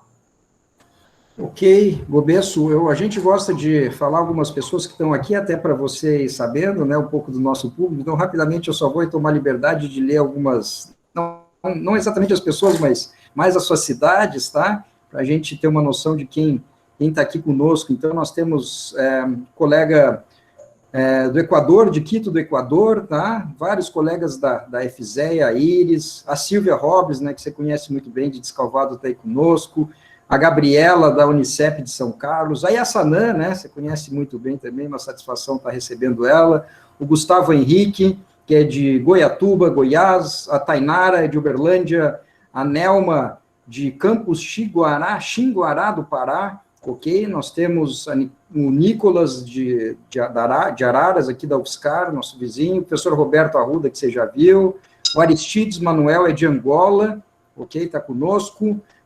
Que mais? Nós temos colegas da PUC de Campinas, Que mais? Vários aqui. Bento Gonçalves, Universidade Federal Rural de Pernambuco e outras, e depois eu falo outros para a gente não ficar só nisso. Nós temos mais uma pergunta do Lai, mas eu acho que nós vamos pular um pouquinho para a gente mesclar. Então, se a Laia puder nos ajudar, tem a pergunta da nossa colega Liura, eu não sei se a Liura quer fazer verbalmente ou se você quer que a gente leia a tua pergunta, Liura, porque ela está presente ali. Pode seguir o protocolo, pode... Não, mas aqui temos a liberdade, você escolhe, você quer fazer ou você quer que a gente faça a tua pergunta? Fique à vontade. Boa noite. Podem fazer. Boa noite, é um prazer estar ouvindo vocês novamente. Então, tá bom. Então, Laia, se você quiser fazer a pergunta da Liura, está logo um pouquinho abaixo, ali nas 20 horas e 24 minutos. Boa noite, professor. Sempre bom poder pensar um pouquinho fora da caixa aí, ouvir falar um pouco sobre outras espécies. Então, lendo a pergunta da Liura aqui, né? Aproveitando a citação dos pôneis, é sobre uma aula que o senhor ministrou e comentou sobre como seria interessante se usassem um animal que tem instinto de presa e não de predador, como os pôneis, para pessoas com deficiência visual. Houve alguma atualização desse tema? Eu ainda me interesso muito, mas não obtive resposta dos norte-americanos, que treinaram alguns. Conversamos bastante sobre isso, Liura, na época, né? O movimento aqui no Brasil não existe nenhuma ação até hoje desenvolvida. O que eu tenho acompanhado é que cada vez mais tem sido comercializado esses pôneis, esses mini horse, diminutos para a cidade, para serem usados como animais de companhia. Isso está acontecendo cada vez mais intensamente, né, para serem criados dentro de cidade, dentro de casa, e no quintal, pequenos quintais e tal. Então, isso está acontecendo. Mas o movimento de utilização como guia para deficientes visuais dos miniature horses americanos, né, que é o movimento aqui no Brasil, não aconteceu nenhuma ação específica que eu saiba em relação a isso. Lá continua o desenvolvimento, continuam as ações, as instituições continuam trabalhando, mas é muito difícil, muitas vezes, simplesmente tentar um contato com os americanos e receber um retorno, né? Isso acontece. Mas eu tenho certeza que eu acho que vai chegar, nós vamos evoluir para esse caminho. Eu vejo isso com muito boa perspectiva. Para todos entenderem, a comparação é em relação aos cães, porque os cães são predadores. Então, o que essa associação americana defende é que os cavalos, eles têm duas características essenciais mais vantajosas do que os cães para serem usados como guia para deficientes visuais. Eles têm um senso de preservação muito mais aguçado, porque são predados na natureza, então tem um senso mais aguçado de preservação. Eles têm uma relação muito boa com os homens também, e além disso, eles são mais longevos do que os cães. Então, os cavalos sobrevivem até 30 anos, enquanto que os cães têm a vida, como nós sabemos aí, em torno de 15 anos de sobrevivência. Então, teriam uma vida útil de utilização mais longa, mais viável. Eu cheguei, na época, até a conversar com o professor Vizentim, na época do projeto de cão-guia e tudo, para tentar desenvolver alguma coisa nesse sentido aqui no Brasil e tal, e isso acabou ficando na prateleira para outros momentos. Obrigado pela pergunta, Liura. Eu que agradeço, obrigado. Obrigado, Liura. Obrigado pela resposta, professor Gobesso. Então, só mais citar algumas pessoas. Então, nossa colega Rafaela, da BRF, colega Gustavo Almeida, do Gado de Leite, né, nosso egresso do programa, a Marcela, da Federal do Paraná, de Curitiba, o Carlos, da Agronomia da Federal de Pelotas, mais colegas da FZEA, Andressa Veloso, e aí nós temos mais uma pergunta, acho que a Vanessa pode fazer, segunda pergunta, faz favor, Vanessa, do Lai. Minha também. Existe um aumento de problemas de saúde nos mini horse devido à seleção de animais cada vez menores? Ótima pergunta. Eu acho, Vanessa, que existe uma ocorrência maior de casos inerentes ao manejo. Então, você tem uma intensidade de mortes, por exemplo, no nascimento maior, porque os potros muito pequenininhos não conseguem romper a membrana e morrem asfixiados, por exemplo, se o parto não for acompanhado. Como é uma raça muito recente, muito nova de seleção, muitas vezes do acasalamento tem potros grandes em éguas muito pequenas, e aí se tem problemas de parto, tem problemas inerentes a isso. E existe um fator genético de acondroplasia com um nanismo que tem a ocorrência nas raças pôneis, tem alguns trabalhos, principalmente desenvolvidos pela Unesp de Botucatu, têm sido apresentados e publicados, que é uma ocorrência que já existia dentro da raça, porque é uma raça, na sua origem, muito endogâmica, né? Então já havia essa característica desses genes mutantes, ou dessa mutação genética, causando essa aparência. Dificilmente hoje se visita uma propriedade de criação de pôneis ou de mini horses aqui no Brasil que não tenha o nascimento desses anões acondroplásicos, né? Mas eu não acho que a seleção pelo tamanho tenha aumentado a incidência de problemas genéticos, e sim alguns problemas de manejo, ou é preciso intensificar o manejo para se ter menos problemas, para se manter o nível e as taxas de criação. Tá? Obrigado, Vanessa. Gobeiro, sou eu que estou inscrito agora, então vou fazer o uso da minha vez. A minha pergunta, veja bem, eu não quero criar polêmica com ela, tá? Tanto que eu vou ser bem objetivo na pergunta. Mas eu queria falar sobre a questão da vaquejada. Sim. Mas não da vaquejada em si, né? Eu sei que é um tema extremamente polêmico, as opiniões se divergem, e a minha pergunta é muito objetiva, porque eu percebi que o setor de equinos, de uma forma geral, foi muito combatente, né, na defesa da vaquejada. Então, o que eu queria saber, objetivamente, é o seguinte: o quanto você acha que efetivamente impactaria o setor se a vaquejada fosse proibida? E o que a gente vê muito é, nossa, acabar com a vaquejada, né, vai ser um impacto muito grande no mercado de equinos. Então, eu queria saber, você que conhece muito bem o setor, o quanto disso é fato, não é fato, enfim, você entendeu? Não é questão da vaquejada em si, mas o impacto, o evento, o que você acha de que teria de impacto se, porventura, ela fosse, de fato, proibida? Impacto, obviamente, no setor de equinos. Maravilha. Eu tenho frequentado bastante a região nordeste do Brasil nos últimos 10 anos e tenho acompanhado o movimento. Só para dar um exemplo prático para você, esse grupo de fábrica de ração que eu falei, que cresceu 15% ao ano lá, ele vende 8 mil toneladas de ração de cavalo por mês, lá no Nordeste, com 4 fábricas em 3 estados diferentes. 75% desse volume é para cavalos que praticam vaquejada. Tá? Então, assim, o impacto, o movimento... Hoje se você chegar nesse final de semana, na região no Nordeste, parar em Pernambuco, e perguntar assim, quantas provas de vaquejada vocês sabem que estão acontecendo aqui num raio de 300 quilômetros? 300 quilômetros. Tem pelo menos umas 15. No mesmo final de semana. Então, o movimento é muito grande. No meu pensamento, o impacto econômico é muito grande. Não só para criadores de cavalo ou para usuários de cavalo de lazer, mas para o agronegócio, para a indústria da vaquejada como um todo. Eu vejo como um impacto econômico muito grande. Perfeito, Gobeiro, ótimo. Deu um número, aquele número lá dos 75% já ilustra bem, né, o que a gente está perguntando. Então, obrigado aí pela tua resposta, foi muito boa. A nossa próxima pergunta é da Silvia Robles. Eu não sei se ela gostaria de fazer a pergunta oralmente, Silvia, a gente faz para você fica à vontade aí. Oi, boa noite, Gobeiro, boa noite, Augusto. Pode fazer a pergunta. Ok, você que manda. Então, a Laia, acho que é a vez da Laia. Bom, professor, então a pergunta da Silvia é em relação ao uso de equídeos para carne no Brasil. Como está a situação hoje e há abatedouros específicos para a produção de carne de equídeos no Brasil? Então, a informação que eu tenho é até de palestras e de apresentações do professor Roberto Arruda, que está aqui presente, né?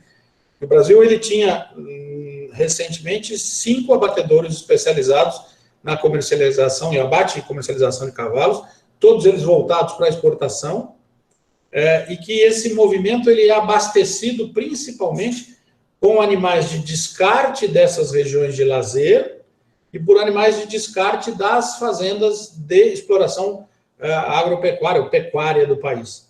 Lembramos que a longevidade dos cavalos de lida em fazendas de corte é muito pequena, os cavalos com menos de 10 anos são descartados, por N fatores, entre eles, nível nutricional, mineral, sela de baixa qualidade, utilização, isso descarta os cavalos muito precocemente. Então, esse movimento é que abastece principalmente esses abatedouros que funcionam até hoje no país. Existem os chamados compradores, que são aqueles caminhões que vão passando nas diferentes cidadezinhas de região em região, recolhendo esses cavalos que vão ser levados para o abate, para serem abatidos. Isso é muito frequente, isso acontece com muita frequência. No Rio Grande do Sul tem, no Minas, Triângulo Mineiro, né, ali em Araguari, tem, o Nordeste tem algum movimento, houve uma interrupção e tal, mas tem algum movimento, mas o principal é aqui no Sul e centro do país. Mas o Brasil já foi o 5º maior exportador de carne do mundo, de cavalos, 5º maior, e hoje a exportação é insignificante. É bem pequena. A informação que eu tinha era de quando eu dava aula, coisa de 10, 12 anos atrás, né? E foi algo que até quando eu estudei me impressionou bastante, né? Porque a gente não ouve falar de carne de cavalo no Brasil, mas era tudo para exportação, né? E hoje eu não tenho mais essa noção de como é que estava isso. Né? Obrigada. Ótimo. Obrigado, Silvia, pela pergunta. Nós temos mais algumas. Eu vou fazer a pergunta do nosso colega Arthur Neri da Silva, ele é do grupo do professor Adroaldo, tá? Então, ele diz, boa noite, obrigado pela palestra, professor. O senhor acredita que características reprodutivas devem ser uma prioridade, nos programas de seleção genética nos próximos anos? Eu acho sensacional essa colocação, Arthur, porque, na verdade, hoje no Brasil, nenhum programa de seleção desenvolvido por associações de criadores usa parâmetros reprodutivos como indicador. A única coisa que se faz é avaliar se não tem defeito reprodutivo. Ou seja, se os testículos estão ali na bolsa escrotal, se são simétricos num garanhão, e se a égua não tem nenhum defeito externo do sistema reprodutivo. Apenas isso que é avaliado. Eu entendo que características de fertilidade, principalmente nos garanhões e mais intensamente nos machos, que são detentores de um poder de transferência de qualidade genética maior, lembrando que uma égua, se for usada num programa de transferência de embrião, vai produzir 5 potos por ano, mas normalmente pare 1 poto por ano só, né? Então, o poder de transferência de características genéticas é pequeno, enquanto que um garanhão pode ter 200 filhos, 150 filhos num ano, se tiver um programa de coleta de sêmen e de fracionamento. Então, assim, eu entendo que nós deveríamos começar a utilizar pelo menos uma avaliação de qualidade espermática mais intensa para selecionar reprodutores, sim, aqui nas raças nacionais. E, notadamente, por exemplo, as raças alemãs de hipismo, lá existe um protocolo muito severo de aprovação de garanhões, como eu já falei na minha apresentação, e que se faz também a avaliação espermática, avaliação reprodutiva. E a qualidade espermática dos machos oriundos dessas raças europeias de esporte é muito melhor do que as características reprodutivas espermáticas, notadamente das raças nacionais de cavalos aqui nacionais, porque não tem um programa de seleção que leve em conta isso. Então, eu acho importante, eu acho que deveria sim, pelo menos para os machos, ser utilizado algum parâmetro de qualidade espermática na seleção. Ótimo, Bobesso, obrigado. Só para ressaltar para os colegas, o professor Roberto Arruda fez um complemento, né, sobre a questão da carne de cavalo, não sei se ele quer se manifestar ali, professor Roberto, ou então, se as pessoas quiserem ler no chat ali. Não sei se você quer pegar a palavra, Roberto? Não, posso comentar mais rapidinho para não tirar o foco, que é uma conversa muito interessante. A carne de cavalo é marginal aí na história. A gente está exportando hoje algo em torno de 8 milhões de dólares, tá? Muito pouco. Mas tem mercado para isso. O problema é que desde 2010, mais ou menos, o mercado europeu exigiu rastreabilidade.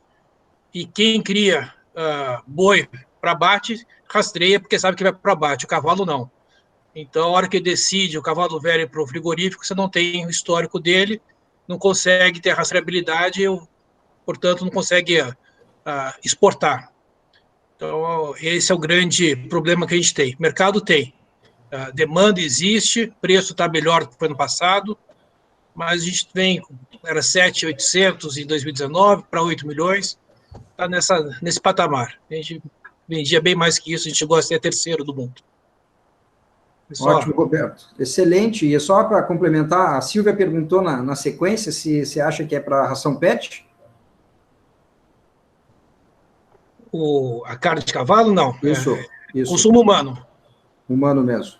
Humano mesmo. Na Europa é muito comum Eu lembro, em Barcelona, na terça-feira, era o dia da carne, do hambúrguer de cavalo no supermercado. Você tem uma demanda muito grande em Itália. Eu vi embutidos feitos com carne de cavalo na França e no sul da Itália. Eu vi. E no Oriente, e lá no Oriente do Japão é considerado iguaria, né? É carne cara, é carne de alta qualidade. O embutido italiano é famoso porque tem carne de cavalo. Isso. Porque para dar a liga, se não tem a carne de cavalo, você tem que colocar aditivo químico. Isso. E com o cavalo, você consegue dar a liga no embutido, ele fica mais saboroso. Perfeito. Maravilha. Nada como ter um especialista. Olha que maravilha. Obrigado, professor Roberto, por estar aqui conosco também, tá? A gente fica contente com a tua presença aí. O negócio é o seguinte, colegas, até pelo adiantado da hora, nós vamos fazer mais 2 perguntas, tá? Daí nós cumprimos todas e aí nós encerramos, vamos encerrar depois das 2 também, para não ficar muito tarde. Então, por gentileza, eu pediria para a Vanessa fazer mais uma, que é nossa mesmo, e depois eu pediria para a Laia, então, fazer a pergunta da Marcela Bullman, por favor, e aí nós encerramos o nosso trabalho de hoje. A pergunta ainda é sobre esse mercado da carne, mas em questão dos jumentos, que os jumentos estão considerados lá no Nordeste, as raças comuns de jumento, em extinção devido à exportação excessiva para carne, pele e essas coisas. O que você tem assim, a dizer sobre isso? Tem algum programa para a recuperação desses jumentos, para a proteção desses jumentos do Nordeste? Tem. Hoje é interessante, eu já respondi essa pergunta, Vanessa, uma vez, que me perguntaram assim, objetivamente, o abate de jumentos que está acontecendo no Nordeste do Brasil pode extinguir o jumento nordestino? Aí eu respondi essa pergunta para a pessoa que me fez da seguinte forma, eu respondi com outra pergunta. Quantos jumentos tem no Nordeste? Ninguém sabe. Quantos jumentos nascem por dia no Nordeste? Ninguém sabe. Qual é a progressão de população no Nordeste de jumentos? Aumentando, está diminuindo nos últimos anos e tal? Ninguém sabe. Então, como que eu posso afirmar que o abate vai extinguir uma coisa que ninguém sabe que tamanho que é? Sabe? Então, assim, para mim, antes de começar a gerar um movimento em contrário ao abate, porque vai extinguir, como era a intenção, tem que se fazer um movimento para entender o tamanho do jumento no Nordeste. Qual é o tamanho? Óbvio que existem problemas causando acidentes nas rodovias, pessoas que estão morrendo por conta disso, e tal, várias coisas acontecem. Mas ninguém sabe qual é o tamanho. Até hoje não foi feito um estudo amplo disso. E o que existe hoje são as fazendas chamadas santuários, que são propriedades onde os jumentos recolhidos são depositados. Eu vou usar a expressão depositados, porque fica parecendo um depósito, realmente. Com muita dificuldade de manejo nutricional, sanitário, com muitos problemas. Temos algumas almas caridosas lá no Nordeste, o professor Pierre, lá de Alagoas, a professora Chiara, de Salvador, da Universidade Federal, que estão atuando nessas ONGs, nesses santuários, tentando colaborar por essa manutenção, por essa sobrevivência dos animais. Mas eu acho que se eu tivesse que fazer qualquer movimento técnico com argumentos técnicos visando preservação, eu primeiro faria um levantamento do que tem, do que acontece, qual é o tamanho, para saber o que é realmente a realidade disso. Né? Isso não existe, isso não tem. Tá? Ótimo, professor Gobesso, obrigado. Agora sim, nossa última pergunta, tá, pessoal? Pedir para a Laia, por favor, fazer a pergunta da Marcela, então. Bom, professor, a Marcela pergunta como é o mercado do mini horse, se há muita procura, e em relação à oferta, existem muitos aros especializados? Vou responder de trás para frente, então. Existem muitos proprietários, um número importante de proprietários que está produzindo animais, e eu acho que nós podemos dividir o mercado em 2 mercados bem específicos. Existe um mercado de criadores, que valoriza a morfologia, que valoriza a genética, pedigree, aquela coisa e tal, buscando animais para levar para a exposição, para participar de julgamentos morfológicos e tal. Esse é pequenininho, esse mercado. E o maior mercado é o mercado informal, que é o mercado de fora do agronegócio do cavalo, de proprietários que buscam o mini horse como um animal de estimação, como um pet, como um animal de companhia, como um animal para enfeitar propriedades, para o neto, para dar de presente. E esse mercado é o que mais movimenta o negócio todo de criação de pôneis no país. Aqui, muitas vezes, não querem saber de documento, de registro, de papel, de pedigree, de origem, e muitas vezes nem querem saber de morfologia. Querem saber se é pintadinho, se é colorido. Quanto mais colorido for, mais vale. Tem uma frase até que fala que os pôneis são chamados brinquedos vivos, né? Então, quanto mais colorido, aquilo tudo e tal, e tal, e tal. Esse mercado talvez seja o que mais tem movimentado. E também cresceu muito agora com a pandemia. Esse mercado de mini horses, de animais de estimação. Cresceu demais com a pandemia. Os criadores que eu tenho visitado agora nesse último mês, todos não estão conseguindo produzir para atender a demanda do mercado. Tá? Só para lembrar, o maior centro de criação de pôneis do Brasil é o Rio Grande do Sul. É lá no Rio Grande do Sul que nasce o maior volume de pôneis do país. Só que os animais criados lá, os pôneis criados lá, têm alguma dificuldade para serem utilizados como animais de estimação, porque são criados de forma extensiva, como é toda a característica do cavalo lá no Rio Grande do Sul.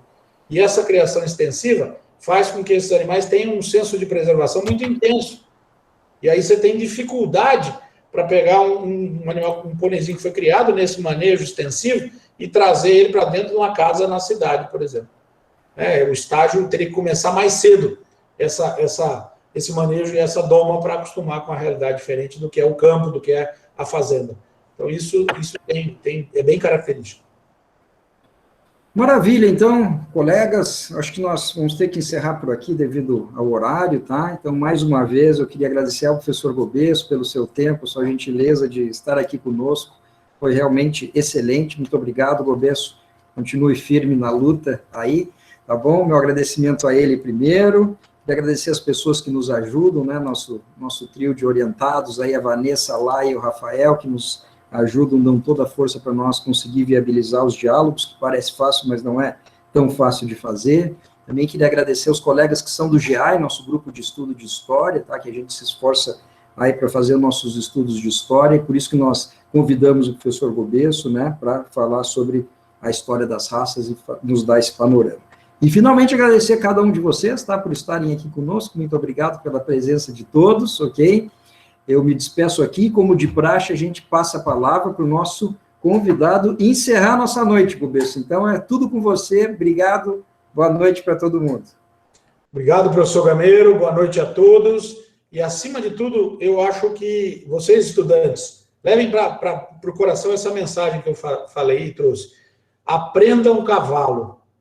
O cavalo é uma espécie extremamente complexa, que precisa de muito conhecimento de cavalo para poder se trabalhar com ele. Muitas coisas e muitas respostas do agronegócio são explicadas pelo próprio cavalo. Então, é preciso conhecer o cavalo para entender o porquê que as coisas acontecem, antes de pensar em se especializar, em evoluir em outras técnicas, em outras coisas. Um abraço a todos, muita saúde para todos, acima de tudo. Professor Vazentinho, um abraço, um grande prazer vê-lo. Boa noite. Um abraço, Gobesso, Augusto, todo o pessoal, viu? Parabéns.